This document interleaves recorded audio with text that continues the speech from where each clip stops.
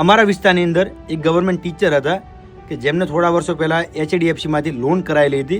ત્યારે એમના પપ્પા એક્સપાયર થયેલા હતા, તો પૈસાની જરૂર હતી. 1-2 હપ્તો ભર્યો, પછી બેંકના હપ્તા ભરવાનું બંધ કરી નાખ્યું. તો 2 વર્ષ પછી એમને HDFCમાં સેટલમેન્ટ કરાયેલો.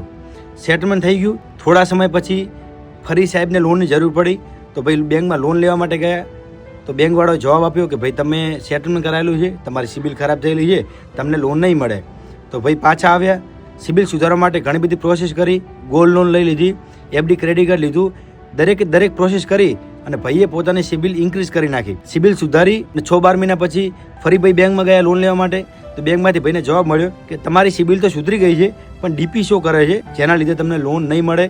ભાઈ કંટાળતા લોકો જોડેથી વ્યાજે પૈસા લેવાનું ચાલુ કરી નાખ્યું અને 5% એવા ફસાયા કે અત્યારે મોટા દેવામાં ફસાઈ ગયા છે. ભાઈ હવે બહાર નીકળવાનો ભાઈ જોડે કોઈ જ રસ્તો નથી. એટલે ભાઈ શું કરે છે, હવે જુગાર રમવાનું ચાલુ કરી નાખે છે.